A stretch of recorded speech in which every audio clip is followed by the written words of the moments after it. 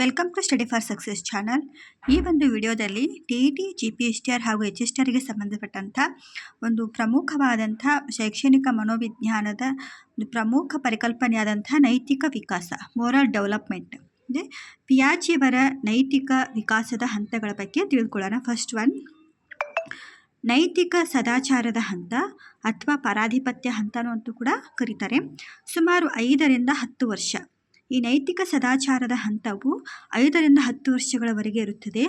ಈ ಒಂದು ನೈತಿಕ ಸದಾಚಾರದ ಹಂತದಲ್ಲಿ ಮಕ್ಕಳಲ್ಲಿ ಯಾವೆಲ್ಲ ನೈತಿಕವಾದಂತಹ ವಿಕಾಸ ಆಗುತ್ತೆ ಅಂತಂದರೆ, ಎಲ್ಲ ನಿಯಮಗಳು ತಮಗೆ ದೇವರು ಪೋಷಕರಿಂದ ಬಂದವು, ನಿಯಮಗಳೆಲ್ಲ ಶಾಶ್ವತ, ಬದಲಿಸಬಾರದೆಂದು ನಂಬಿಕೆ, ತಪ್ಪು ಮಾಡಿದರೆ ಶಿಕ್ಷೆಗೊಳಗಾಗುತ್ತೇವೆ ಎಂಬ ನಂಬಿಕೆ, ಜ್ಞಾನಾತ್ಮಕ ಪರಿಪಕ್ವತೆ, ನೈತಿಕ ತಿಳುವಳಿಕೆ ಕೊರತೆಗೆ ಕಾರಣ.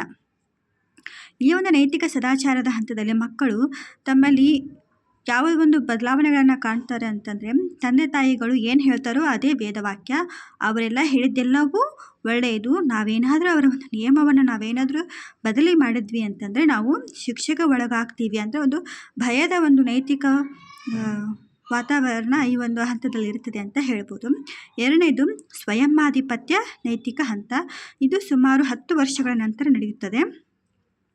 ಹಿರಿಯರ ನಿಯಂತ್ರಣದಿಂದ ಬಿಡುಗಡೆ ಮತ್ತು ಸಮವಯಸ್ಕರ ಒಡನಾಟ ಮಕ್ಕಳು ಸ್ವಯಮಾಧಿಪತ್ಯ ಹಂತಕ್ಕೆ ಸಾಗುವಂತೆ ಮಾಡುತ್ತವೆ. ನಿಯಮ ಬದಲಿಸಬಲ್ಲವು, ಪರಿಷ್ಕರಿಸಬಲ್ಲವು ಎಂದು ನಂಬಿಕೆ, ಸರ್ಕಾರದಿಂದ ನಿಯಮ ಮುರಿಯಬಹುದು, ಬದಲಾಯಿಸಬಹುದು, ಕ್ರಿಯೆಯ ಹಿಂದಿನ ಉದ್ದೇಶಗಳನ್ನು ಗಣನೆಗೆ ತೆಗೆದುಕೊಂಡು ನೈತಿಕ ತೀರ್ಮಾನ ತೆಗೆದುಕೊಳ್ಳುತ್ತಾನೆ, ಕುರುಡು ವಿಧೇಯತೆ ತೋರುವುದಿಲ್ಲ. ಅಂದರೆ 10 ವರ್ಷಗಳ ನಂತರ ಮಕ್ಕಳಲ್ಲಿ ಯಾವ ಒಂದು ನೈತಿಕ ವಿಕಾಸ ಆಗುತ್ತದೆ ಅಂತಂದರೆ, ಹಿರಿಯರ ನಿಯಂತ್ರಣದಿಂದ ಬಿಡುಗಡೆ. ಮತ್ತು ತಂದೆ ತಾಯಿಗಳಲ್ಲಿ ಮನೆಯಲ್ಲಿ ಹಿರಿಯ ಅಜ್ಜಿಗಳಲ್ಲಿ ಏನಾದರೂ ಒಂದು ಸಂಪ್ರದಾಯವನ್ನು ಹೇಳಿದ್ರೆ ಅದು ಯಾಕೆ ಮಾಡಬೇಕು, ಏನು ಮಾಡಬೇಕು ಅನ್ನುವಂಥದ್ದು ಒಂದು ಪ್ರಶ್ನೆಯನ್ನು ಕೇಳ್ತಾರೆ.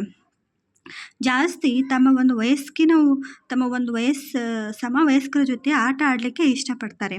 ನಿಯಮವನ್ನು ಬದಲಿಸ್ತವೆ, ಅದು ಏನೇ ಹೇಳಿದ್ರೂ ಕೂಡ ಬದಲಿಸಬೇಕು, ಅದನ್ನು ನಾವೆಲ್ಲ ಕೇಳ್ಬೋದು ಅನ್ನುವಂತಹ ಒಂದು ನಂಬಿಕೆ ಈ ಒಂದು ಹಂತದ ಮಕ್ಕಳಲ್ಲಿ ಬೀಳುತ್ತದೆ. ಕ್ರಿಯೆಯ ಹಿಂದಿನ ಉದ್ದೇಶಗಳು, ಏನಾದರೂ ಒಂದು ಚಟುವಟಿಕೆಯನ್ನು ಹೇಳಿದ್ರೆ ಅದರ ಒಂದು ಹಿಂದಿನ ಉದ್ದೇಶ ಏನು, ಅದರಿಂದ ನಾವು ತೀರ್ಮಾನವನ್ನು ತೆಗೆದುಕೋಬೇಕು, ಸುಮ್ಮನೆ ಯಾರು ಏನೇ ಹೇಳಿದ್ರೂ ಕೂಡ ಒಪ್ಕೊಳ್ಳೋದಿಲ್ಲ, ಅಂದರೆ ಕುರುಡು ವಿಧೇಯತೆಯನ್ನು ತೋರುವುದಿಲ್ಲ.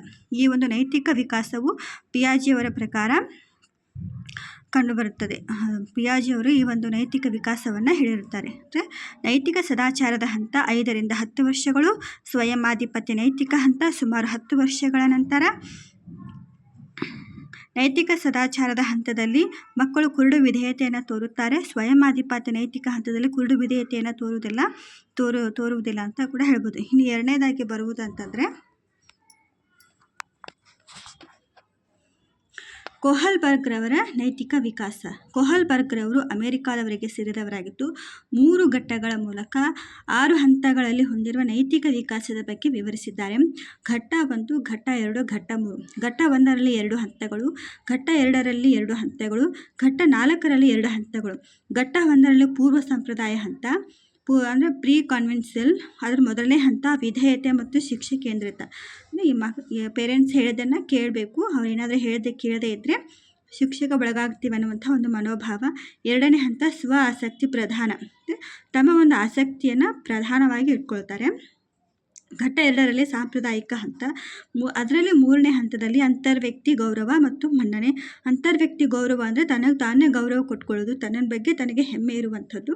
ಮತ್ತು ಮನ್ನಣೆ ಸಾಮಾಜಿಕ ನಡವಳಿಕೆ, ಅಂದರೆ ಸಮಾಜದಲ್ಲಿ ತನಗೆ ಆದಂಥ ಒಂದು ಒಳ್ಳೆಯ ನಡವಳಿಕೆಯನ್ನು ವ್ಯಕ್ತಪಡಿಸುವುದು, ಎಲ್ಲರಿಂದ ಒಳ್ಳೆಯ ಹುಡುಗ ಅನ್ನಿಸ್ಕೋಬೇಕು, ಒಳ್ಳೆಯ ಹುಡುಗಿ ಅನ್ನಿಸ್ಕೋಬೇಕು, ಒಂದು ಒಳ್ಳೆಯ ಕಾರ್ಯವನ್ನು ಮಾಡಿ ಸಮಾಜದ ಜನರಲ್ಲಿ ಒಂದು ಒಳ್ಳೆಯ ಹುಡುಗಿ ಅನ್ನುವಂಥ ಅಭಿಪ್ರಾಯವನ್ನು ಹೊಂದಬೇಕು ಅನ್ನುವಂಥ ಒಂದು ಸಾಂಪ್ರದಾಯಿಕ ಹಂತ ಬೆಳೆಯುತ್ತದೆ. 4ನೇ ಹಂತದಲ್ಲಿ ಪ್ರಾಧಿಕಾರ ಮತ್ತು ಸಾಮಾಜಿಕ ಸ್ತರ ನಿರ್ವಹಣೆ ಕೇಂದ್ರಿತ. ಘಟ್ಟ 3ರಲ್ಲಿ ಉತ್ತರ ಸಾಂಪ್ರದಾಯಿಕ ಪೋಸ್ಟ್ ಕಾನ್ವೆನ್ಷನಲ್. 5ನೇ ಹಂತ ಸಾಮಾಜಿಕ ಒಪ್ಪಂದ ಕೇಂದ್ರಿತ ಹಂತ ಅಂತ ಹೇಳ್ಬೋದು.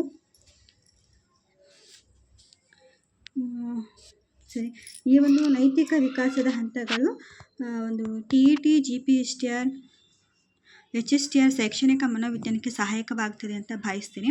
ಈ ಒಂದು ವಿಡಿಯೋ ನಿಮಗೆ ಇಷ್ಟ ಆದರೆ ಸಬ್ಸ್ಕ್ರೈಬ್ ಆಗೋದನ್ನು ಮರಿಬೇಡಿ ಮತ್ತು ಪ್ರೋತ್ಸಾಹಿಸಿ ಅಂತ ಕೇಳ್ಕೊತಾ ಇದ್ದೀನಿ. Thank you for watching.